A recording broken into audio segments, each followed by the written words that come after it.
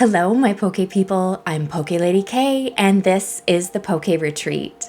If this is your first time with us, welcome! If you have come back after viewing my other videos, thank you so much!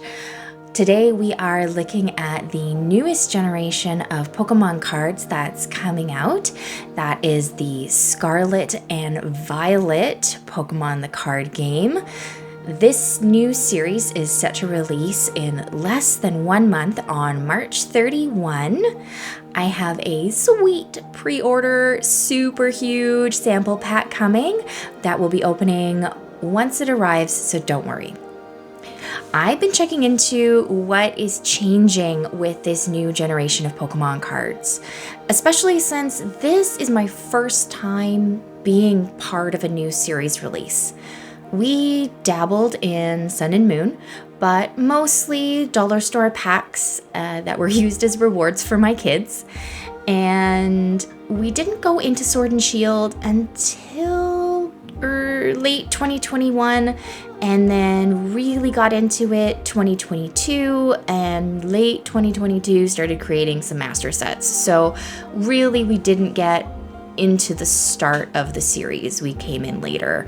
We were really big with Pokemon Go, Silver Tempest, Lost Origins, and definitely really into Crown Zenith when that came out at the beginning of the year. We jumped in both feet and we've been going hard ever since. And if you know from before, we are still looking for that Leafeon. So wish us luck in that endeavor.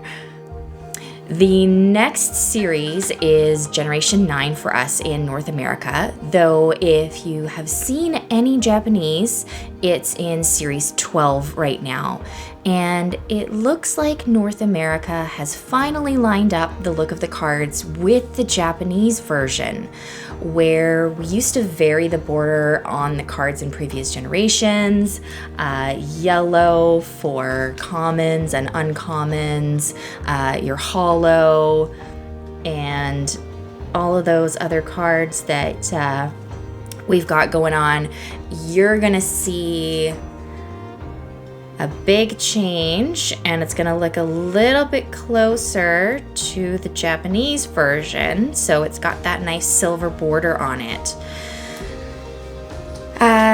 This is the same for all the Japanese cards, not just the V-Stars like we see in North America. This is one that's gonna happen for the entire series. So I don't know how I feel about that.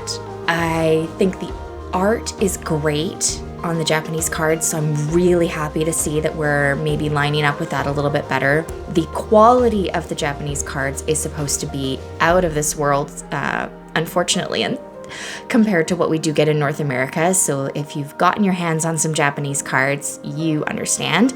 And I've opened some before, so if you want to look back at one of my previous videos, you can take a peek at some of the Japanese cards that we've opened. But I can't slide to the side anymore, have an accidental peek to see if we get that black border or silver border and know what kind of a hit we've got. Yeah! Radiant Charizard. Love it. Oh, and we have a V-Star hiding behind. So no more peeking out of those V and V-Stars, but the silver border is really nice. So we'll see how it goes. So speaking of hits, the booster packs that are going to be released for Scarlet and Violet are going to now contain 3 holo foil style cards, whereas previous generations we've only seen 2. The rare spot in all of the packs will also be always a holo foil. So you're pretty much guaranteed a hit on every single pack. What that is going to look like, I'm not sure, but I'm super excited to start pulling those hits. Sitting in those rare and ultra rare spots in your packs will now be EX cards. These were first released in 2003 and had a good run until 2007. So this is definitely a trip back in time. No time turners needed. So now the Vs, V-Stars, and V-Maxes will be taking a break and are left behind in Sword and Shield. This is the biggest thing I think I'm going to miss. I love the sneak peek on the side of the pack when you get one of these. It's a little bit easier to play because you're guaranteed that there's no evolution required because a V is always a basic card. What this means if you play Pokemon the card game at home and want to update your decks to include these new cards, you may require evolutions to get to your boss cards. Instead of going V to VMAX or V-Star, it could be basic Stage 1 EX, Stage 2, or it could be basic Stage 1, Stage 2 EX. So we're really gonna have to take a peek at that going forward to see how we might better incorporate those kind of things into our decks and maybe even do some deck building together. That would be fun. If you're getting into playing the card game at your local card shop, you're gonna wanna check with the rules and regulations because there are cards that will be switched out of rotation at this point. We'll be doing another video later. For now, you can visit this website. It's infinitetcgplayer.com. Take a look at them because they have a bit of a breakdown on what's going out of rotation, and then when Scarvy comes out, you'll be able to maybe add a few of those into your decks and hopefully have some super awesome battles. So there's definitely some big changes coming, but there's also some smaller changes that they're making too. These are supposed to make it easier to play the card game from what I can see. The names on the trainer cards are moving from the left to the right. So taking a peek at the cards here, you'll see my Serena has her supporter on the top left, and in the newer version, you're now gonna see that going onto the top right.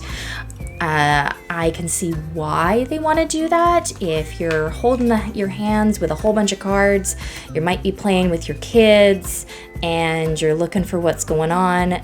It's sometimes hard to see what you got in your hand. So I can see why they wanted to move that over, give you a little bit better of an advantage when you got your hand full, because if you're playing with kids, you might have a little bit of a longer game and you might have a few more cards in your hand than if you were playing tournaments or at your local card shops. But I guess we will find out as we make some new decks with the Scarvy that's coming out. Last change that I've noted is the expansion symbols are going away. So you'll notice in previous generations, we've had some little icons in the bottom left-hand corner, and it can be any which way for every series. They've had all different ones. There's guides available online if you want to take a peek and see which ones are which. Obviously, I've memorized the last few because we've been doing a lot of them, and they're going to be changing it up, switching to the numbered symbols to be more like the Japanese cards. We're not switching to match up with the Japanese series. So we are going to have our own series numbers in North America here. So I'll have some examples of some cards, but the numbers in the bottom corner are going to be SVIEN for right now. We saw them on the pre-release cards for North America, the boxes that were released in January. I will say I was happy to see those promo packs that were released with Sprigatito, Fuecoco, and Quaxley in January. No Scarlet and boosters in the boxes, but it was nice to see the design of the new cards with the silver border, and we get a feel for the new numbering system. I'm excited the cards will be a little flashier and a little bit closer to their Japanese counterparts. I'm super excited as well, as there is also the return of some of my favorites from 151. Hopefully we'll be seeing a lot more of those guys. There will be a new trainer gallery to explore in this series, and you'll notice the cards have a similar feel to past generations, as they have several artists that are returning or have returned to create the art for this gallery. With Ash being retired from the series in 2023, this could mean we don't get our favorite underdog in the new trainer gallery. That makes me a little sad. So I guess there isn't much that I will miss as I expected. Really, most of the changes are smaller, and the switch from V to EX was likely to happen at some point.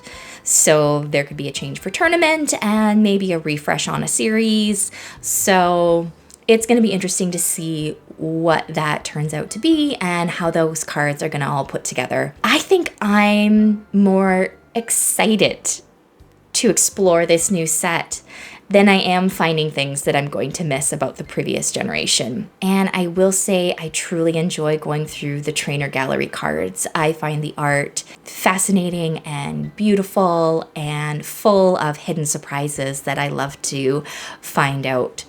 I guess that's our journey for today. I'll see you next time. Don't forget, like and subscribe.